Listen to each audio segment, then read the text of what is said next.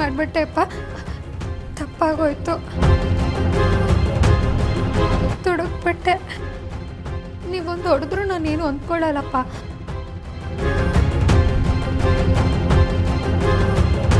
ನನ್ನಿಂದ ದೊಡ್ಡ ತಪ್ಪಾಗೋಗಿದೆ, ಸಾರಿ ಅಪ್ಪ. ಅಯ್ಯೋ ಇಲ್ಲ ಮಗಳೇ, ನನಗೆ ಗಂಡ್ಮಕ್ಳಿಲ್ಲ ಅನ್ನೋ ಕೊರತೆನ ನೀನು ಒಂದು ಕ್ಷಣದಲ್ಲಿ ನೆಗೆಸ್ಬಿಟ್ಟೆ.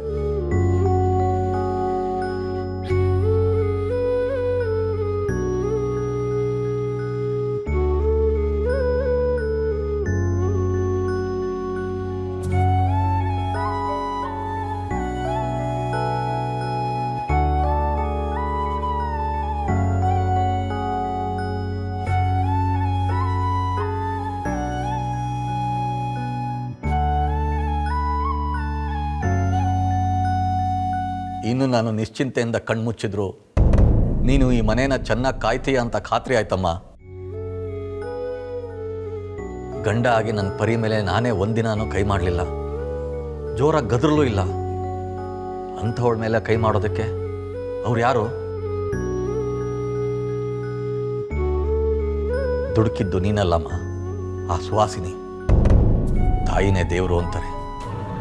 ನಮ್ಮನ್ನ ಹೊತ್ತು ಹೆತ್ತು ಸಾಕಿ ಬೆಳೆಸಿ ಬುದ್ಧಿ ಕಲಿಸ್ತಾಳೆ. ಮಕ್ಕಳಿಗೆ ಯಾವಾಗಲೂ ಒಳ್ಳೇದಾಗಲಿ ಅಂತ ಬಯಸ್ತಾಳೆ.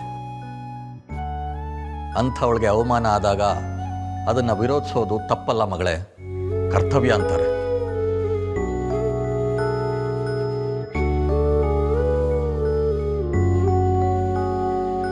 ತಾಯಿ ಋಣನ ತೀರ್ಸೋದಕ್ಕಾಗದೇ ಇದ್ರು ಆಕೆಗೆ ಅವಮಾನ ಆಗದೆ ಇರೋ ಹಾಗೆ ನೋಡ್ಕೊಳ್ಳೋದು, ಆಕೆನ ನೆಲಕ್ಕೆ ಬೀಳದೇ ಇರೋ ಹಾಗೆ ನೋಡ್ಕೊಳ್ಳೋದು ತುಂಬ ದೊಡ್ಡ ಗುಣ ಮಗಳೇ. ನೀನಂಥ ಅವಕಾಶನ ಕಳ್ಕೊಳ್ಳಿಲ್ಲ.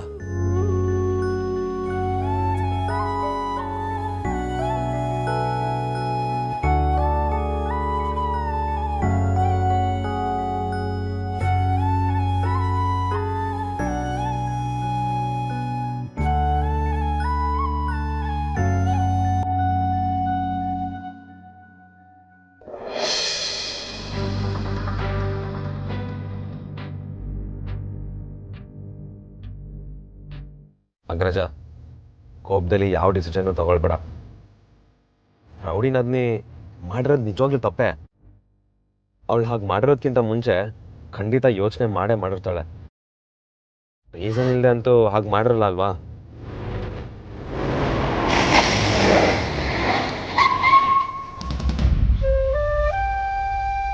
ಲವ್ ಅನ್ನೋದು ಒಂದಾಗ್ಬಿಟ್ರೆ ಈ ಲೆವೆಲಿಗೆ ಕುರುಡಾಗ್ತಾರೆ ಅಂತ ನಾನು ಅನ್ಕೊಂಡಿರಲಿಲ್ಲ.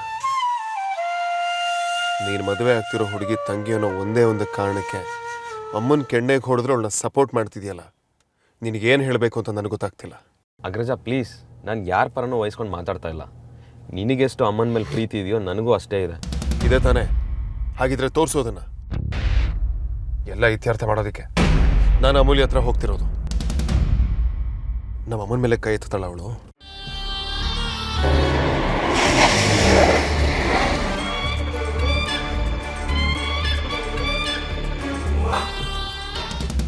ಇದನ್ನೆಲ್ಲ ಹೇಗೆ ಸರಿ ಮಾಡ್ಬೇಕಂತಾನೆ ಅರ್ಥ ಆಗ್ತಿಲ್ವಲ್ಲ ಅಕ್ಕ.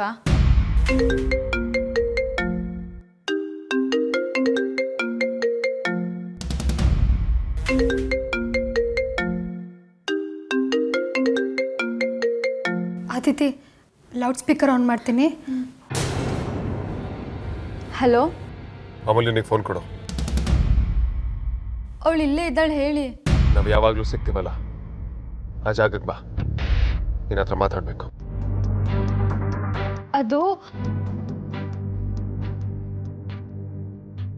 ಅದೇನು ಹೇಳ್ತಾರೋ ಕೇಳ್ಕೊಂಡು ಬರೋಣ ಬಾರಕ್ಕ.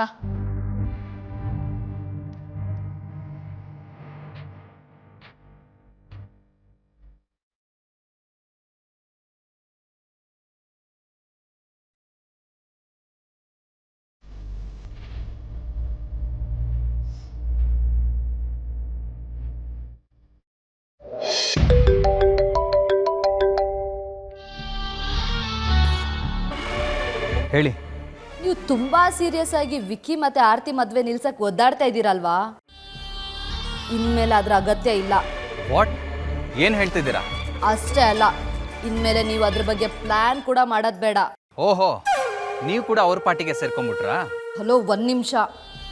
ಆರ್ತಿ ವಿಕ್ಕಿ ಜೊತೆ ಮಾತ್ರ ಅಲ್ಲ, ಯಾರ ಜೊತೆನೂ ಮದುವೆ ಆಗಬಾರ್ದು, ಅಷ್ಟು ಸಿಟ್ಟಿದೆ ನಂಗೆ ಅವಳ ಮೇಲೆ.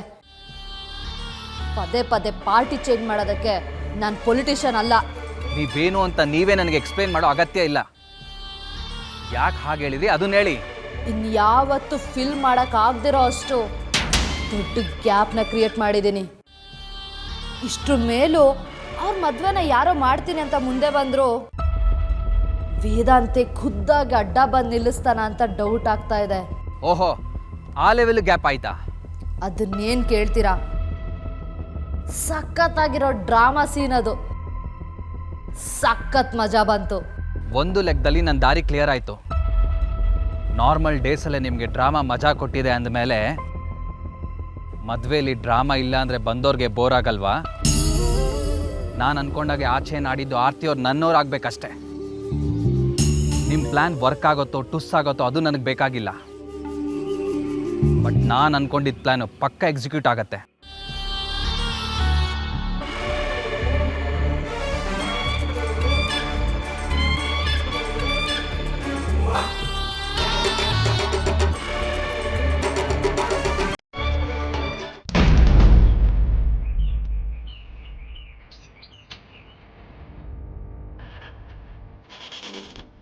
ಅಕ್ಕ, ನಿನಗೇನು ಚಿಂತೆ ಮಾಡಿದ್ರೂ ಪ್ರಯೋಜನ ಇಲ್ಲ. ಆಗೋದೆಲ್ಲ ಆಗೋಗಿದೆ. ಈಗ ಆಗಿರೋದನ್ನೇನು ಬದಲಾಯಿಸೋಕ್ಕಾಗತ್ತಾ? ಆಗಿರೋದನ್ನ ಬದಲಾಯಿಸೋಕ್ಕಾಗಲ್ಲ ಅದಿತಿ. ಆದರೆ ಮುಂದೆ ಆಗೋದ್ರಲ್ಲಿ ಬದಲಾವಣೆ ತರ್ಬೋದು ಅಂತ ಅನ್ನಿಸ್ತಿದೆ. ನನಗೆ ಅರ್ಥ ಆಗಲಿಲ್ಲ. ನಾನು ತುಂಬ ದೊಡ್ಡ ತಪ್ಪು ಮಾಡಿಬಿಟ್ಟಿದ್ದೀನಿ ಅದಿತಿ. ಅಮ್ಮನಿಗೋಸ್ಕರ ತಾಳ್ಮೆ ಕಳ್ಕೊಂಡು ಮಿತಿ ಮೀರಿ ನಡ್ಕೊಂಡ್ಬಿಟ್ಟೆ. ವೇದಾಂತದನ್ನ ಸಹಿಸ್ಕೊಳ್ಳಲ್ಲ ಅಂತ ನನಗೂ ಗೊತ್ತು. ಸತ್ಯಕ್ಕೆ ನಮಗೆ ಎಲ್ಲದಕ್ಕಿಂತ ಇಂಪಾರ್ಟೆಂಟ್ ಅಂದರೆ ಅಕ್ಕ ವಿಕ್ಕಿ ಬಾಬನ ಮದುವೆ ಆಗೋದು. ನನ್ನ ತಪ್ಪಿನ ಪರಿಣಾಮ ಅಕ್ಕನ ಜೀವನದಲ್ಲಿ ಆಗಬಾರ್ದು ಅನ್ನೋದೇ ನನ್ನ ಕನ್ಸನ್ ಕಣೆ.